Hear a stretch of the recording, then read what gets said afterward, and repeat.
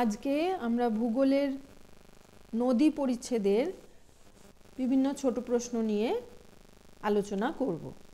তোমরা খাতা পেন বের করে লিখতে শুরু করবে। যেগুলো 1 নম্বরের প্রশ্নেতে আসে সেই রকম ধরনের প্রশ্ন আমরা আজকে আলোচনা করছি। ভারতের বৃহত্তম নদী অববাহিকার নাম কি? গঙ্গা নদীর অববাহিকা।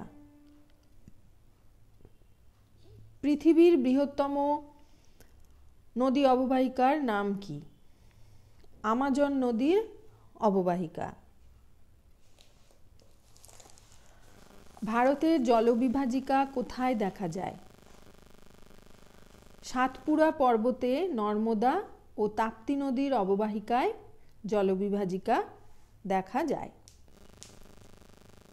পৃথিবীর বৃহত্তম জলবিভাজিকার নাম কি? এশিয়া মহাদেশের মধ্যভাগের উচ্চ পার্বত্য অঞ্চল হল পৃথিবীর বৃহত্তম জলবিভাজিকা। একটি আদর্শ নদীর উদাহরণ দাও। গঙ্গা হল আদর্শ নদী।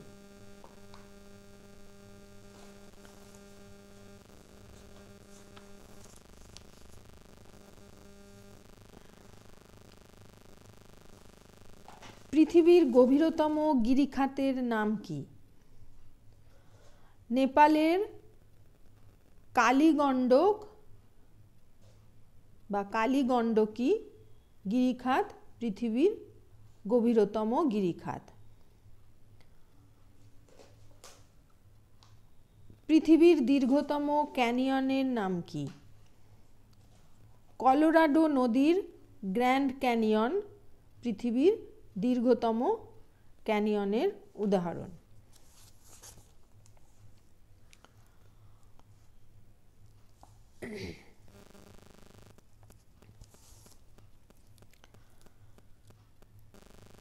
ভারতের নায়াগ্রা কাকে বলে?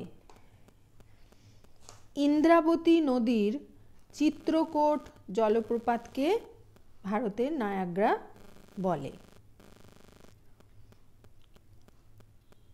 নর্মদা নদীর ওপর বিখ্যাত জলপ্রপাতটির নাম কি?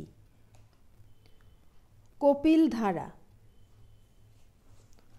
ভিক্টোরিয়া জলপ্রপাত কোন নদীতে অবস্থিত? জামবেশী নদীতে।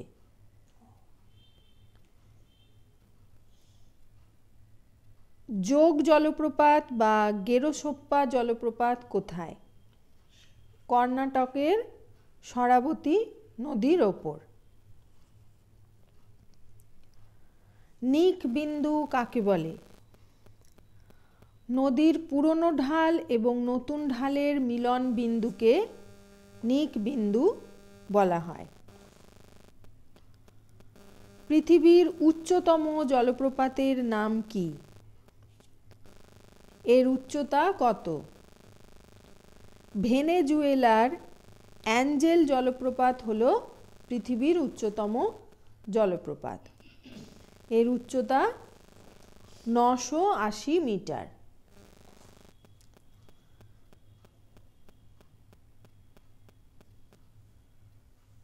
নিক বিন্দুতে তৈরি হওয়া দুটি জলপ্রপাতের নাম লেখো। সুবর্ণরেখা নদীর জোনা জলপ্রপাত এবং দশম জলপ্রপাত হল নিক বিন্দুতে তৈরি জলপ্রপাতের উদাহরণ।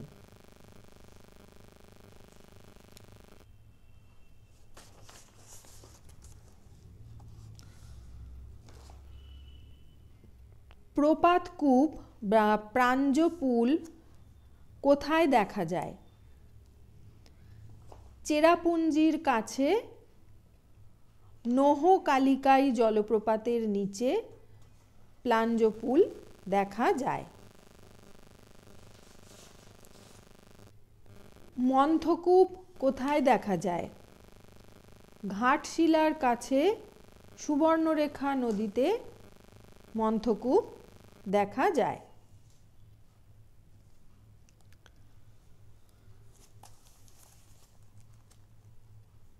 একটি মিয়েন্ডারের উদাহরণ দাও।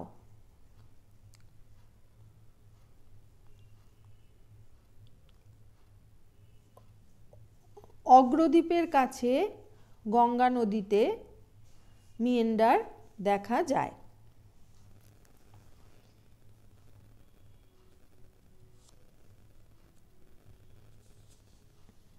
স্বাভাবিক বাঁধের অপর নাম কি?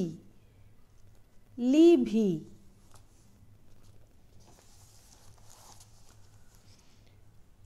খাড়ি কোথায় দেখা যায়? সুন্দরবন অঞ্চলে খাড়ি দেখা যায়। একটি খাড়ির নাম উল্লেখ করো।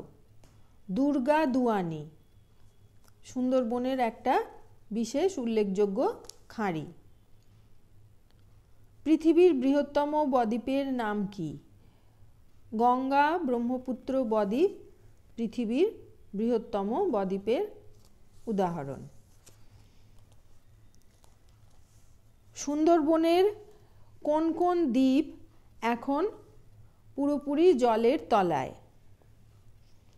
লোহাচড়া, ঘোড়ামারা, নিউমুর ইত্যাদি দ্বীপগুলি এখন সম্পূর্ণভাবে জলের তলায়।